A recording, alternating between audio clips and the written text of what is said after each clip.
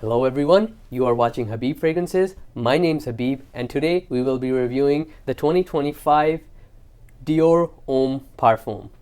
We're going to be seeing and uncovering what this smells like, where you should wear it, when you should wear this, who should wear this, if you should get this even or not. One twist, I know we have had a 2014 Dior Homme Parfum and a 2020 Dior Homme Parfum. So Dior Homme Parfum is not something extremely new to anyone. In this video, we're going to be focusing on the 2025 release of Dior Homme Parfum. We already have so many videos, so many reviews of comparing the new one to the old one. The reason why I'm only going to be sticking to 2025 and not going to be discussing the 2020 or the 2014 is because those fragrances are no more. Those fragrances are no more available on the market. Yes, you may be able to pick a few up from wherever they have them in stock, but Dior is not producing them anymore. This is Dior Homme Parfum. We're going to be diving into this with the perspective that this is Dior Homme Parfum moving forward. Without any further ado, let's get straight into it.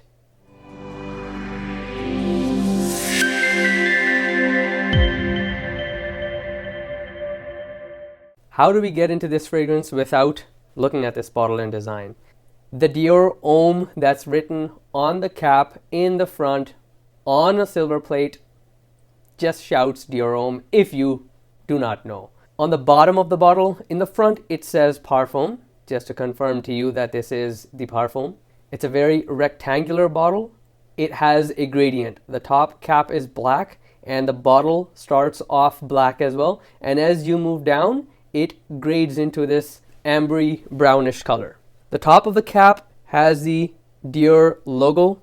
The top of the atomizer has the B. The atomizer is black as well. And inside the cap, you can find the B as well. Let's get into what this smells like. Crafted by Francis Kirk Dijon, on paper, the 2025 Dior Homme Parfum doesn't have a lot going on. It's not super complicated, but that's kind of something that, a lot of these brands, a lot of these fragrance companies, designers are doing now, so that we don't have to boggle ourselves with what the breakdown is. But in the top it has iris, in the mid amber, and in the base we get patchouli and vetiver. Now the thing about how this new Dior Homme Parfum smells to me might be a little different from the usual videos or the reviews you're taking in, because I've actually been wearing this, testing this for 2 weeks. I've tested it in the day, in the evening, in the night, as much as I could. I've even worn it to bed, just so I can get the maximum feel of this fragrance and bring to you guys what I genuinely and honestly feel about this fragrance so far. So to me, it's a very fresh, clean, sort of a metallic smell. It has this metallic nuance in it, which gives it a very, rustic type vibe. And rustic, not in the sense that it smells old school or it gives you like an old school vibe, but it has a very metallic nuance in it, which is not mentioned in the breakdown anywhere. The main notes of the 2025 release are iris, which is the ingredient that you are blasted with in the opening. And very soon, within like the first hour, it starts to tone down the iris a little, the crisp and the freshness of the iris, and it also brings out the ambery vibe of this fragrance. Amber is very well done in this fragrance combined with the iris. Amber always gives a musky animalic smell, but this has a very clean, powdery and warm smell from a mix of balsams, usually labdanum, styrax, benzoin, vanilla, and fir, or it might be a combination of some of them. To me, Dior Homme Parfum 2025 smells freaking good. It smells fantastic. It smells amazing, and I love this fragrance. Now, yes, you can hate on Dior for discontinuing the previous versions, which maybe you loved, or maybe you didn't even like it that much, and you're just hearing everyone hate on the new one because it smells nothing like the old ones. You can build that opinion up, but let bygones be bygones.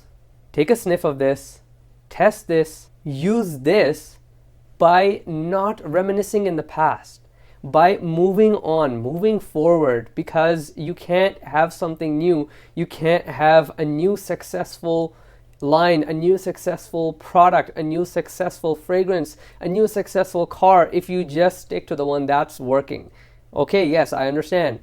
If something's good, if something's working, don't mess with it. But you can't have something new if you stick to that policy. So I really, really enjoy the new Dior Homme Parfum 2025. Why? Number one, it's super mass appealing. It reminds me of both of these beasts. Prada L'Homme, which is a fantastic, fresh and clean soapy fragrance, and also the new Armani Code.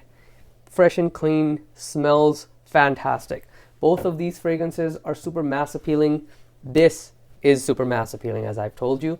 It's got the freshness to be worn to the office, the mass appealing factor to impress any and everyone in your meeting, also in your interview, and it also has the sweetness for her, just the right amount so that she remembers you, which also tells you a lot about so many of the situations that you can wear this new 2025 release in. Coming to seasons, honestly, I am enjoying wearing this fragrance in wintertime right now. I know it's going to be fantastic in fall as well. It's going to be amazing wearing this in spring as well. In summer, I would advise to stay clear of overdosing on this. The iris is really good. The amber does bring out a little bit of sweetness from this fragrance and it smells really good. That's just my opinion so far. Not tested in summer, obviously. We haven't had the chance to. When I do test it in summer, I will let you guys know how this rocks out. I feel like it will be really good. I am going to be wearing this in summer, maybe not more than 4 to 5 sprays. In winter, in fall, you can go almost as heavy as you want, even like 10, 12 sprays of this. And you're going to be smelling fantastic. Coming to longevity.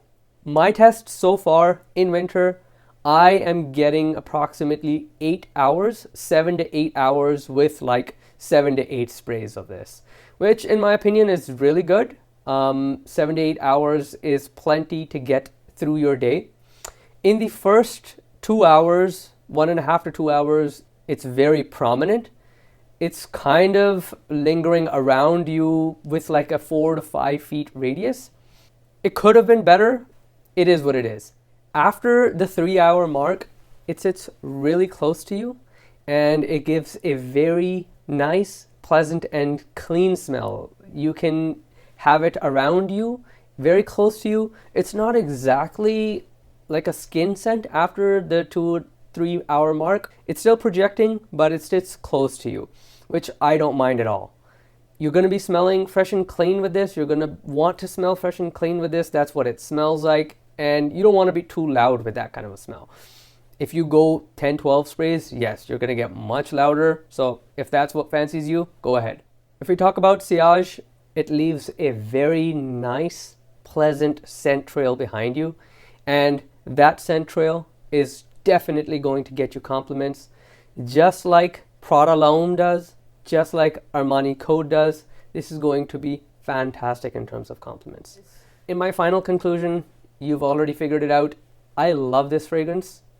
I absolutely recommend this fragrance. It smells amazing. It's got great projection. It's got great longevity. I honestly have not had anyone tell me that they do not like this fragrance so far.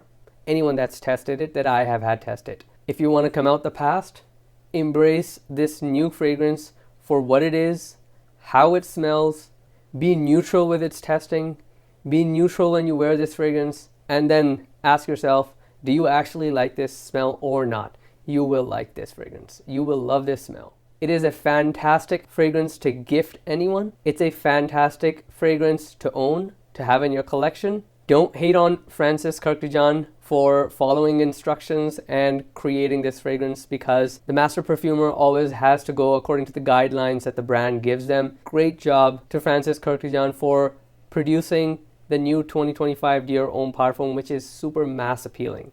If you've made it this far in the video, I appreciate you listening to me. Let me know in the comment section what you think of this fragrance. It's okay if I like this fragrance. You can hate it, because smell is something which is very subjective. What I like, you might dislike. What you like, I might not so much. That does not mean we start hating on fragrances. Don't forget to hit the like button, subscribe button. Always remember, if you smell good, you look good.